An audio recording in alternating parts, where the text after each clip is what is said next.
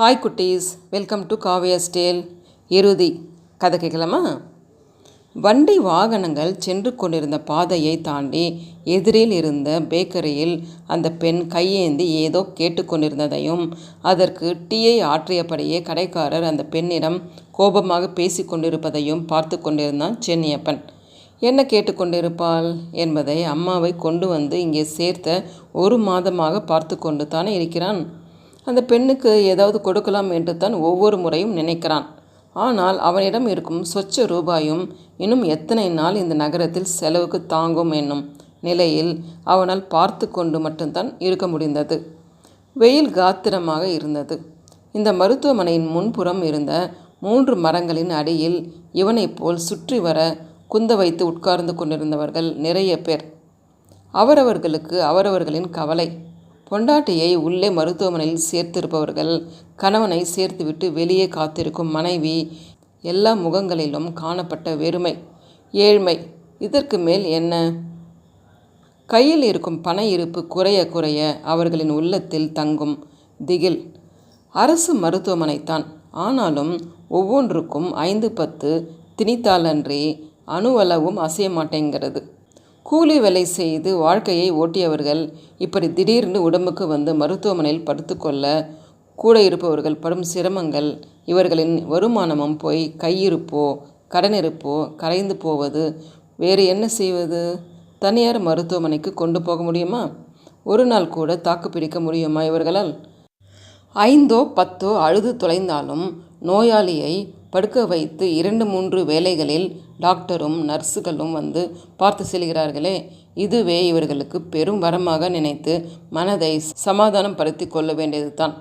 சென்னியப்பன் சென்னியப்பன் வெளியே நின்றபடி மருத்துவ உடுப்பு அணிந்த ஆள் கத்தி கொண்டிருந்ததை ஓரிரு நிமிடங்கள் சென்ற பின்பு தான் இவனால் உணர முடிந்தது.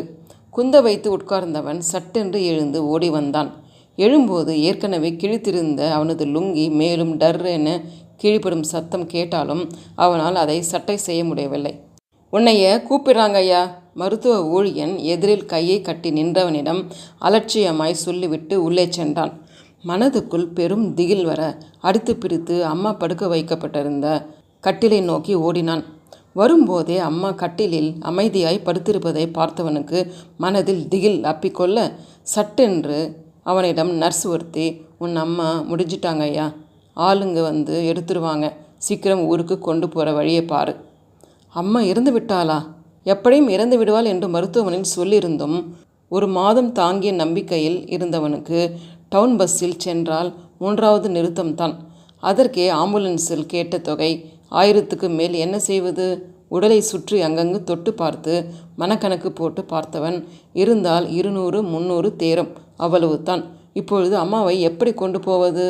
அம்மாவின் அருகில் சென்று அவளை தொட்டு தடவி பார்த்தான். இவன் பிறந்ததில் இருந்தே அம்மாவை இதே கோலத்தில் தான் பார்த்திருக்கிறான். கவர்மெண்ட் ஸ்கூலில் இவனை விட்டுவிட்டு தோட்ட வேலைக்கு போனது முதல். அதுவும் மதியம் சோறு அவனுக்கு கிடைக்கும் என்னும் நம்பிக்கையில். ஒரு கையை மட்டும் இறுக்கி மூடியபடி இருந்ததை பார்த்தவன் மெல்ல அந்த கையை பிரிக்க முயற்சி செய்தான். சிரமப்பட்டு பிரித்தவன் அதிர்ந்து நின்றான். கசங்கிய ரூபாய்த்தாள் ஒன்று மெல்லிய சிவப்பாய் தெரிந்தது. மனதுக்குள் பரபரப்புடன் அதை பிரித்தான். 2000 ரூபாய்த்தாள் ஒன்று.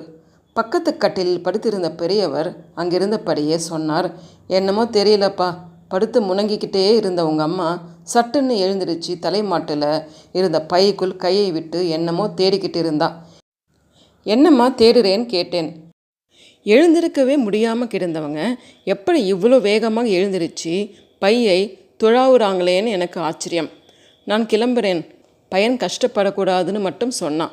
அதுவும் உளறி உளறி சொல்லிக்கிட்டே பையை கீழே தள்ளிவிட்டு அப்படியே கையை இறுக்கி பிரிச்சாப்படி படுத்தவத்தான் சொல்லி கொண்டிருந்தார். சென்னியப்பன் கண்ணில் நீர் வழிந்தபடி கேட்டுக்கொண்டிருந்தான். ஓகே குட்டீஸ், இந்த கதை பிடிச்சிருக்குன்னு நினைக்கிறேன். பிடிச்சிருந்தா லைக் பண்ணுங்கள், ஷேர் பண்ணுங்கள், சப்ஸ்கிரைப் பண்ணுங்கள்.